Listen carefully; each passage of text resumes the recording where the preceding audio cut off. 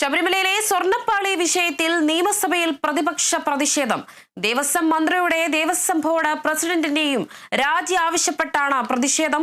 നടുത്തളത്തിലിറങ്ങിയ പ്രതിഷേധം സ്പീക്കറുടെ ഡയസിനു മുന്നിൽ ബാനറുകളും പ്ലക്കാർഡുകളും മുദ്രാവാക്യ വിളികളുമായി പ്രതിഷേധിച്ചു. അടിയന്തര പ്രമേയ നോട്ടീസ് പോലും നൽകാതെ എന്തടിസ്ഥാനത്തിലാണ് പ്രതിഷേധിക്കുന്നതെന്ന് സ്പീക്കർ ചോദിച്ചു. പ്രതിപക്ഷം ചർച്ചയിൽ നിന്ന് ഒളിച്ചോടുന്നുവെന്ന് ഭരണപക്ഷവും ആരോപിച്ചു.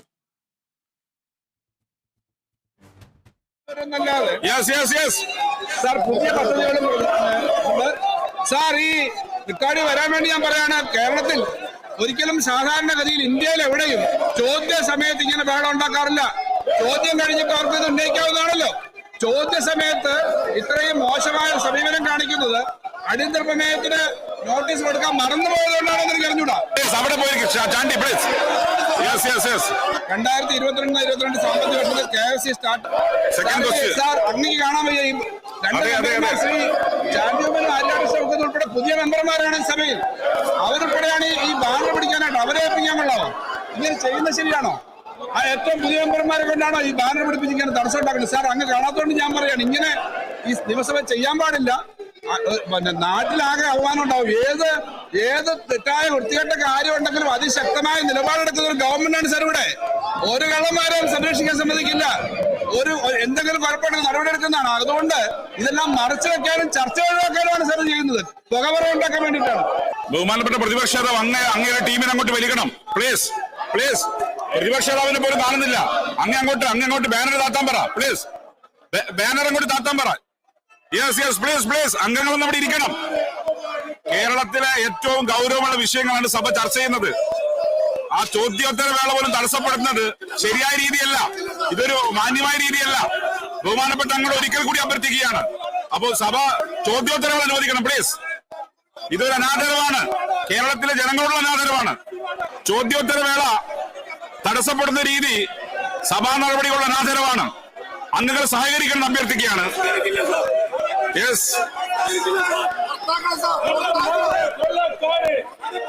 ചോദ്യോത്തര വേളയുടെ അവശേഷിക്കുന്ന ഭാഗം റദ്ദ് ചെയ്യുന്നു. സഭാ നടപടികൾ അല്പസമയത്തേക്ക് നിർത്തിവെക്കുന്നു.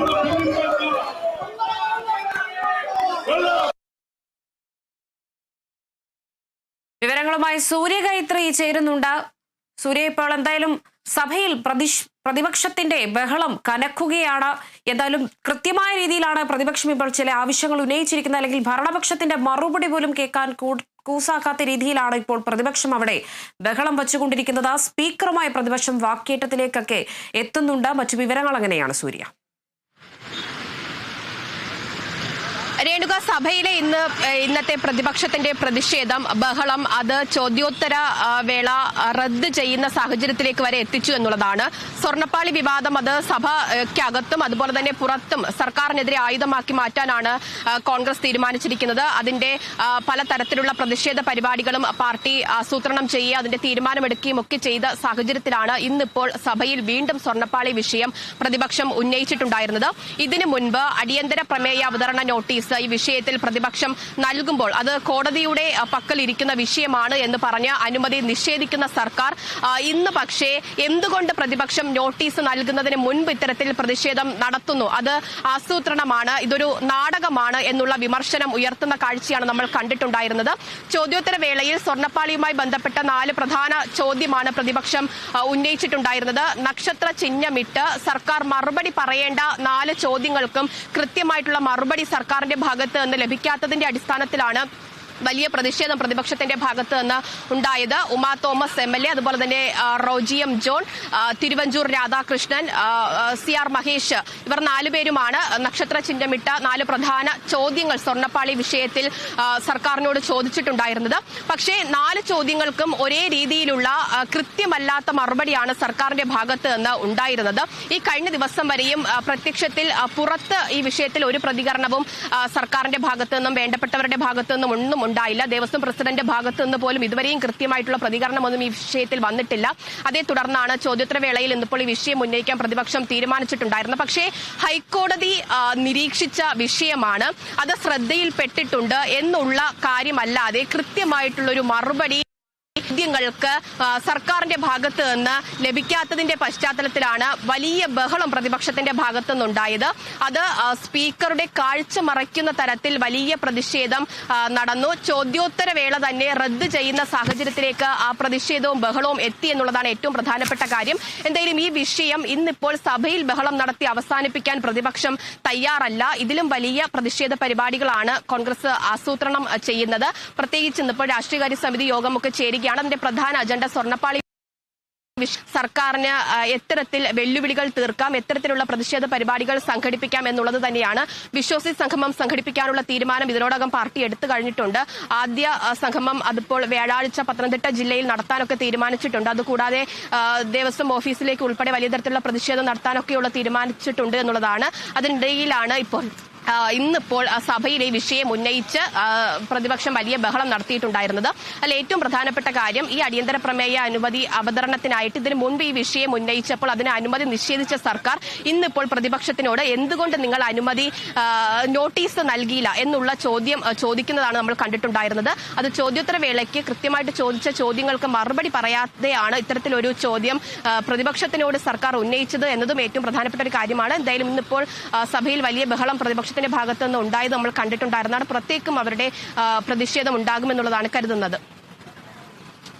അതുതന്നെയാണ് സൂര്യ. എന്തായാലും ഇപ്പോൾ സഭയിൽ പ്രതിപക്ഷം പ്രതിഷേധിക്കുകയാണ്. സ്പീക്കറിന്റെ മുഖം മറയ്ക്കുന്ന രീതിയിൽ ബാനർ കെട്ടി ഉയർത്തിയാണ് ഇപ്പോൾ പ്രതിഷേധം അവിടെ നടക്കുന്നത്. ഭരണപക്ഷത്തിൽ നിന്നും സബ്മിഷനുകളും റിപ്പോർട്ടുകളൊക്കെ അവതരിപ്പിക്കുമ്പോഴും പ്രതിപക്ഷം ഇത് കേൾക്കാത്ത രീതിയിലാണ് കൊള്ള എന്ന വാക്കുകൾ ഉപയോഗിച്ചുകൊണ്ട് ഇപ്പോൾ പ്രതിഷേധം അവിടെ നടന്നുകൊണ്ടിരിക്കുന്നത്. ശബരിമലയിലെ സ്വർണ്ണപ്പാളി വിഷയത്തിൽ നിയമസഭയിൽ പ്രതിപക്ഷ പ്രതിഷേധം ശക്തമായി തന്നെ നടക്കുകയാണ്. ദേവസ്വം മന്ത്രിയുടെയും ദേവസ്വം ബോർഡ് പ്രസിഡന്റിന്റെയും രാജി ആവശ്യപ്പെട്ടാണ് പ്രതിപക്ഷത്തിന്റെ പ്രതിഷേധം. നടുത്തളത്തിലിറങ്ങിയ പ്രതിപക്ഷം സ്പീക്കറുടെ ഡയസിന് മുന്നിൽ ബാനറുകളും പ്ലക്കാർഡുകളും മുദ്രാവാക്യ വിളികളുമായി പ്രതിഷേധിച്ചു. അടിയന്തര പ്രമേയ നോട്ടീസ് പോലും നൽകാതെ എന്തടിസ്ഥാനത്തിലാണ് പ്രതിഷേധിക്കുന്നതെന്നാണ് സ്പീക്കർ ഈ പ്രതിപക്ഷത്തിന്റെ ഉള്ള ഒരു ചോദ്യമായി ചോദിച്ചത്. വിവരങ്ങൾ പങ്കുവച്ചത് സൂര്യഗായത്രിയാണ്.